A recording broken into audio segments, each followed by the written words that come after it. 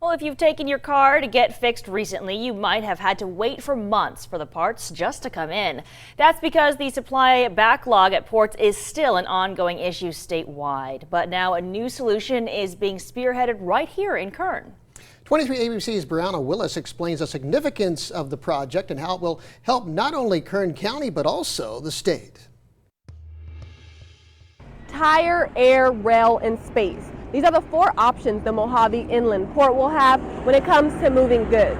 Now, this port will be the first of its kind in California, and those who worked on the project say it will help meet the supply chain demand that is only getting worse. Motion is approved. 3 ayes, 2 absent. Supervisor Maggard, Supervisor Perez. Tuesday, the Board of Supervisors approved the permit for the first inland port in California to be built right here in Kern County. With the ports of Long Beach and Los Angeles continuously facing backlog problems, Stuart Witt, who helped work on the project, says the issue will only get worse. Work's just starting, but the demand signal is not going away. Right now, 20 million containers come through LA and Long Beach ports a year.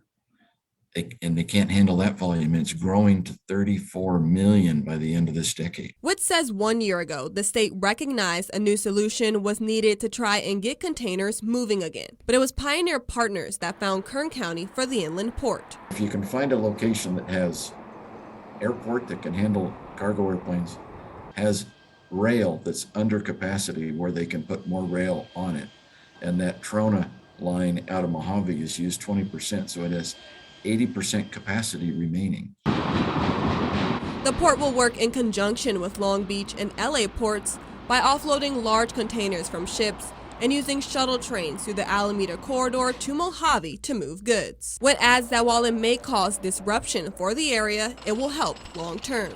You're always going to find somebody who doesn't like change, but this is change back to the future. This is how Mojave was founded.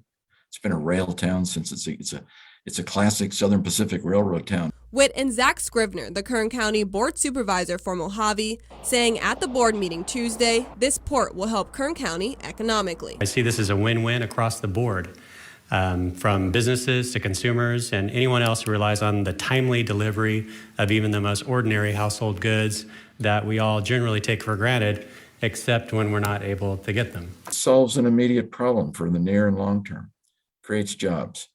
And, you know, there's no higher calling as a human and a resident of Kern County and state of California. We need to start solving these problems locally that scratch the itch for the state and the entire nation. The goal for the port is to break ground in 2023 and be fully up and running by 2024. Officials believe the project will not only bring more jobs to Kern County, but also bring more than $500 million in economic development for the state. In Mojave, Brianna Willis, 23 ABC News, connecting you.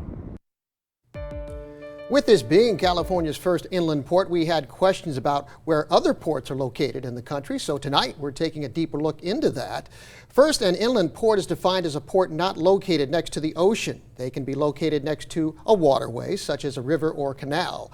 An inland port is also used to refer to a dry port like the one in Mojave. There are 12 major inland ports in America, which include locations in St. Louis, Chicago, Atlanta, Kansas City, and Memphis. Of the 12 major inland ports, the one in Kansas City is the furthest inland. Chicago is considered to be the biggest port based on how much material that port moves per year.